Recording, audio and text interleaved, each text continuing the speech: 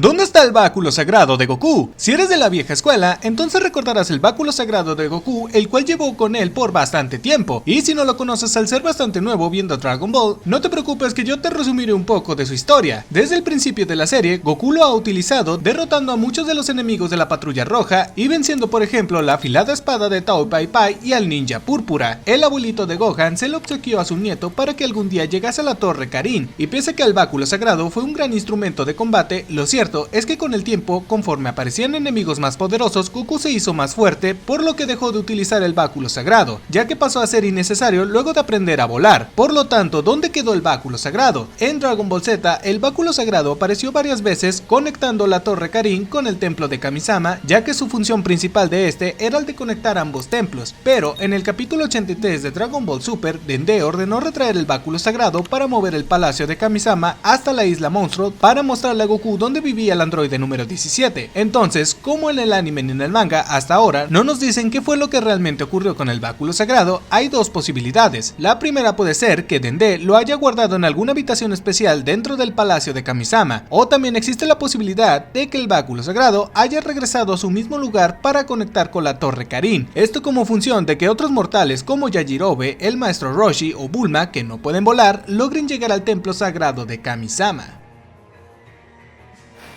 ¿Quién es Kuriza? Kuriza es el hijo de Freezer en Dragon Ball. Kuriza o Kreezer dio mucho de qué hablar desde el día que apareció. Después llegaron diversas teorías que sugirieron que sería uno de los próximos personajes de Dragon Ball Super. Kuriza es un personaje real, creado por el mismo Akira Toriyama, pero que no ha aparecido en ninguna de las series principales de la franquicia. De hecho, Kuriza nunca ha sido mencionado a lo largo de Dragon Ball, Dragon Ball Z o de Dragon Ball Hero, debido a que su primera aparición fue en el manga de Neko Majin Z, una parodia de Dragon Ball Z que escribió Akira Toriyama. Estas historietas siguen las aventuras de Neko Majin, una especie de gato y discípulo de Goku, y se caracterizan por su gran apartado de humor, aunque igual tiene villanos. De hecho, entre sus principales antagonistas destaca Kuriza, que es tan o más poderoso que su padre en una edad muy temprana. Kuriza llega a la Tierra acompañado de Onion, un Saiyajin desconocido que lo llama porque no puede hacer nada contra el poder de Neko. Según este guerrero, Kuriza es el ser más poderoso de todo el universo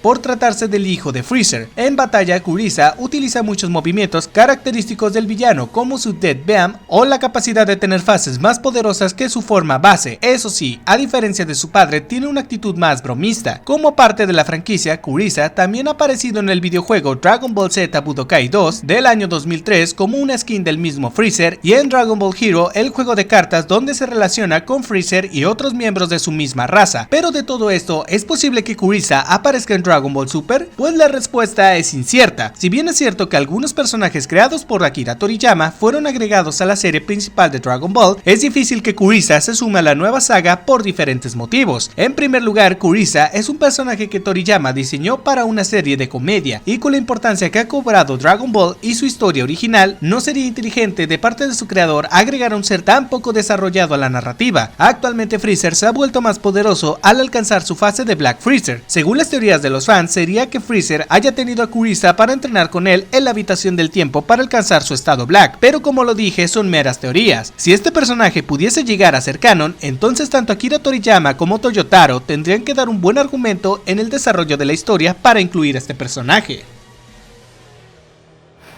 ¿Por qué Mario Castañeda no dobló a Goku en Dragon Ball Z Kai? Cuando Toei Animation anunció que Dragon Ball Z Kai iba a llegar a Latinoamérica, muchos fans de esta parte del mundo se alegraron demasiado, puesto que esta serie iba a traer consigo una nueva versión de Dragon Ball Z, pero esta vez remasterizado con imágenes en alta calidad, además de una historia mucho más compacta y sin relleno. Pero las expectativas de la mayoría de los fans fueron bajando poco a poco cuando se enteraron que Dragon Ball Z Kai no iba a ser doblada por las mismas voces que marcaron la infancia de la mayoría de los fans, y esto es sabido por muchos, pero puede que para otros no. Y en una entrevista en el canal de Shenron Z, Mario Castañeda reveló la razón por la cual no hizo la voz de Goku en Dragon Ball Z Kai, y estas fueron las palabras que dijo Mario: cuando grabamos Z y luego GT, teníamos un acuerdo económico por episodio que tenían una relación con cantidad de frases que tuviera Goku. Cuando vino Dragon Ball Z Kai, pedimos el mismo arreglo, no más pero tampoco menos, y la respuesta fue un no hay presupuesto. Entonces yo dije muchas gracias, pero no. Como lo dijo Mario Castañeda, no hizo la voz de Goku en Dragon Ball Z Kai porque no había el suficiente presupuesto para pagar a los actores de doblaje originales. Eventualmente, cuando la Toei Animation se enteró que la mayoría de los fans estaban descontentos con las voces que tenían los personajes, llamó a todos los actores de voz originales como Mario Castañeda, René García y el resto de los actores del elenco para la saga de Majin Buu, donde a partir de este arco las voces volvieron a ser las mismas.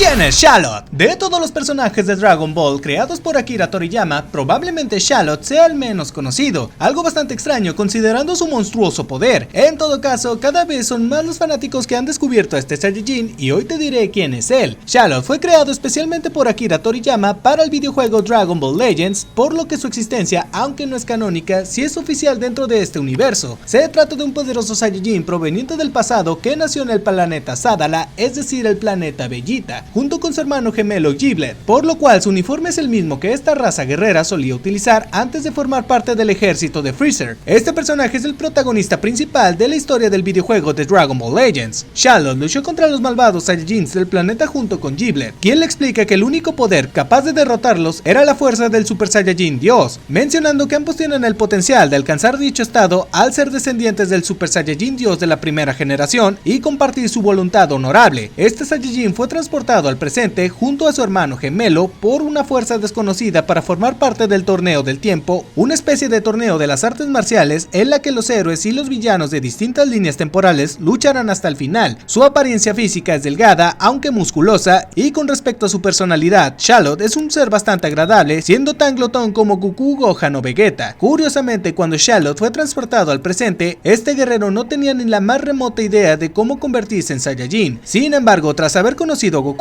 así como a varios de los guerreros Z, el Saiyajin pudo explotar todo su potencial, demostrando ser uno de los combatientes más sobresalientes al lograr transformarse en Super Saiyajin Dios en tan solo unas semanas de entrenamiento. Como curiosidad, vale la pena mencionar que el nombre de este guerrero, Charlotte, es una palabra inglesa que a nuestro idioma puede traducirse como echalote, una especie de verdura muy parecida al ajo. Esta referencia no es sino uno de los tantos juegos de palabras de Akira Toriyama que ha empleado en todos sus personajes desde tiempos inmemorables. La historia de Charlotte no ha terminado y es muy probable que pasen algunos años más antes de que eso llegue a suceder. En Dragon Ball Legends actualmente Charlotte y Giblet han logrado ser los primeros Saiyajins fusionados en convertirse en Super Saiyajin Dios.